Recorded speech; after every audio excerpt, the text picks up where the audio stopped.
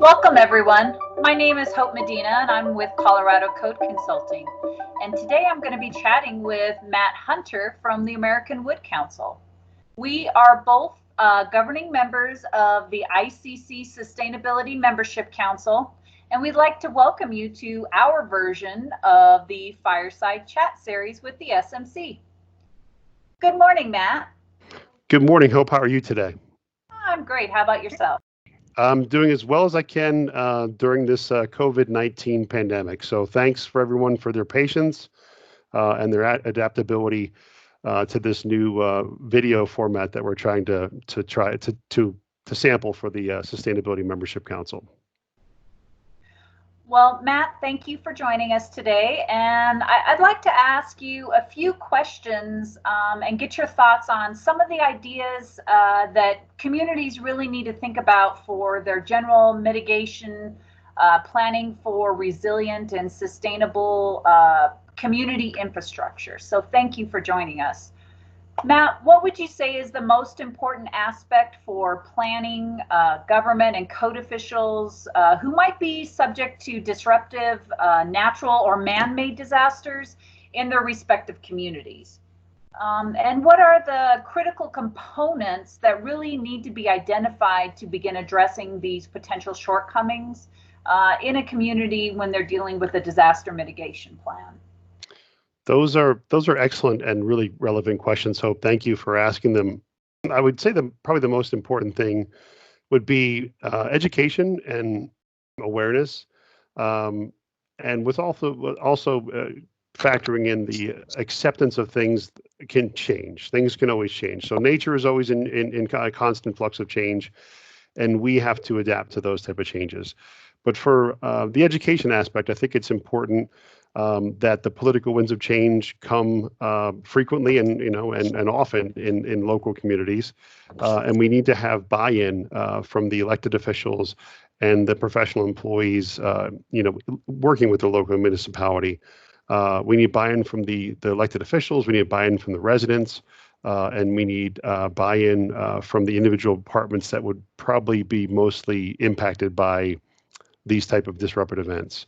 By awareness, we need to use that education to make members of the community aware of how they're doing now and how things could change for the better or for the worse based upon that type of disruptive event that their community might be subjected to. I think those are really valid points. The one thing I would like to add to it is maybe acceptance, and that is, acceptance for the opportunity or the possibility that what they've always done for 40 years really may not be prudent in, keeping their community resilient and sustainable. And so you have to have acceptance that you may have to change your thought process or, your process altogether. So thank you, Matt. That was very insightful. So who within the community really needs this information, and what are the first steps these communities can take to begin hardening their municipal infrastructure and ensuring that their utilities and their critical systems remain operational and resilient during these disruptive events? So I guess first and foremost, the building department, professionals that are there day to day, seeing the community, working with the residents, working with the infrastructure, and the built environment in that community, they need to be made aware of these issues first and educated about these issues first. They need to bring the elected officials along the journey to get them to recognize that this is not just a one-term issue. We need continuity from the elected officials. They come and go as they're elected, into their positions in the office. But there needs to be almost a continuity plan to identify what the risks are, what the threats are, and how the different departments within the municipality can work together, such as building, planning, zoning. Maybe there's a stormwater management section. Maybe there's a coastal code, or maybe there's a disaster, the emergency preparedness, or the emergency management coordinator, for example.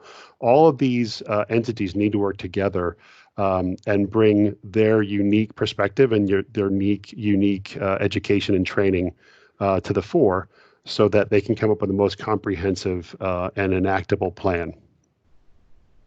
I really like that you mentioned, building departments and code officials being involved with this, because I find that quite often, communities and jurisdictions have a great idea and they want to do all these great things to be more resilient and, get ahead of the game on things and being sustainable.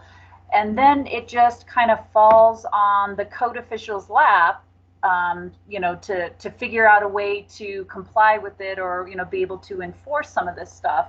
And often what I find is, the things that are presented to them, really aren't things that they're able to enforce or really do. And so having them brought in at the beginning where they can say, hey, this will work, or we're not able to do this, or whatever the case may be. So thank you for, reminding everyone, elected officials and so forth, that the building department is such a cornerstone of a community and keeping, it safe and having, the welfare of the residents, taken into account, that they're often, in my opinion, overlooked, and their importance to things, they're one of those, I don't want to throw the word hero out there, but they're one of those people that, do a whole lot for a community, and but they're not out there, beating their chest saying,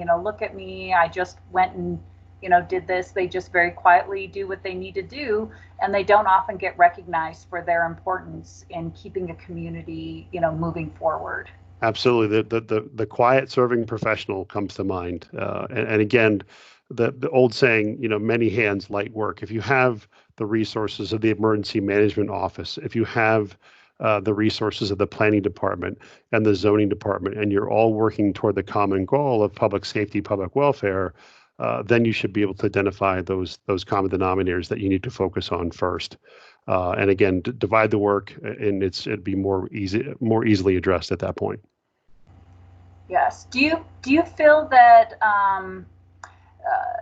sometimes in these types of situations, the elected official, just because they haven't had the background or the training, this is their first disaster that they have to deal with as an elected official, do you find that maybe they're missing a lot of the important information that they have to make those decisions? Yes, it's entirely possible. In fact, most of us outside of the building code professions have never had to respond to a disaster relief effort. So if you're behind the eight ball, so to speak, and your community is a victim of a very severe, EF tornado, or you're on the coast and you get hit by a devastating hurricane or storm surge, something like that. If you haven't had the preparation, if you haven't had the training, if you haven't been made aware of the risks, it's just going to be that much more daunting. So, during the midst of this pandemic thing, some of us are down, on our luck, so to speak, and we're kind of focusing on the immediate. But as members of the professional, planning community, as it were, in terms of code officials, we need to look ahead. We need to look at things that are going to be coming down the road and anticipate what those hazards might be. To better prepare our community. Once you start doing that, once you start looking ahead and not looking at the immediate future, like this year's budget, what about the budget in 10 years? What do we need to address in 10 years that we're not addressing today, that sort of thing? We know what the risks are. We have all sorts of data out there, all sorts of online resources that are free and available to us to tell us what the problems are, how we go about addressing those problems, and what type of team we build to address that problem is going to determine whether or not we're successful. And I think your approach of, the broad approach, the code department, the planning department, get everybody together in the same room. We have much, much more in common with each other than we do in terms of differences. So let's identify what those issues are, and realize what we're all there for is to best serve the community. And I think that's the best way to do it, the team approach. I like that. Do you feel that maybe code officials need to step forward more as a leader in some of these situations, just due to the fact that, many code officials go out there and they get the training as far as, safety assessment, certification, and maybe they should take that initiative to talk to the elected officials about, hey, this is what I have to offer. This is what the type of training. Certainly, and I think if we recall some of our formal training from running a code department, one of the closest departments that's very similar to the building code department is a fire code official or the fire department, right?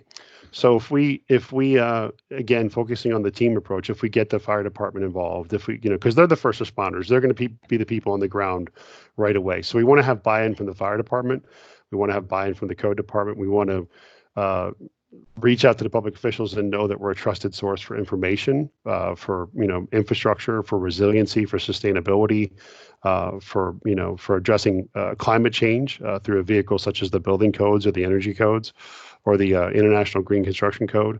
And we have all these resources available, and we certainly should be reaching out to our elected officials to try to educate them as to why these individual components are such a critical part of resiliency and general sustainability and hardening infrastructure in the community. Well, a little bit earlier, you had mentioned about resources. What are some of the best resources for information related to disaster mitigation and preparedness for communities? Where can an individual go to get reliable information? And, are there anything, or is there anything out there that's free or a reduced cost incentive program that may be available for communities that are looking to address these disruptive events? Certainly, and there are probably almost too many to name at this point, but we're well aware with national incidents that affected the United States, like Hurricane Katrina, how involved FEMA was. The Federal Emergency Management Association was, agency was in those type of larger disasters. FEMA is a great resource. There's everything from breakaway designs for residential decks on a house that gets hit by storm surge, so that breaks away and doesn't become a projectile for your house. There's free resources available on FEMA's website from, flood mapping, flood areas for the areas of the coast, stuff like that, all sorts of natural disaster resources. Anchor, which is the Alliance for National and Community Resilience, is kind of a joint partnership with the International Code Council, which we all belong. And there's some great community resources there for looking at resiliency in your community. And they stress the point fairly well that the bathtub or the castle moat approach is not the correct line of thinking for the community. If your house is bomb-proof, bulletproof, fireproof, windproof, floodproof, it's not going to matter if you don't have air conditioning. You live in the Florida Keys if it's 100 degrees outside, or if you live in one of the islands off the coast of Maine. If your house isn't warm enough, if it's not livable without power or heat or fresh water or sewage flows, it's really not that resilient. So we want to focus on the entire community getting stronger as a unit, as a whole, versus having this individual island approach or a compound approach. We want to make sure the community and its infrastructure and its systems are more resilient. And it doesn't mean that we can't have damage, but we want to, if we do have damage in the community, we want to make sure that we're able to rapidly recover from that damage and get those systems back online as quickly as possible. So they might not necessarily be bomb-proof or bulletproof or fireproof, but if they're easily repaired, they're efficiently designed or have some redundancy involved, that'll just make it that much easier for the community to get back on its feet much faster than they would if they didn't have these resilient systems in their community. Well, Matt, I really have to thank you for joining us and having this discussion today. I hope it's very beneficial for others that are watching this. So please subscribe to ICC Sustainability Membership Council's Facebook page. You can connect with us on LinkedIn and also on Twitter. And join us for the next edition in the Sustainability Membership Council video series, Voices from Building Safety Month. Thank you, Matt. Thank you, Hope. Pleasure to be here.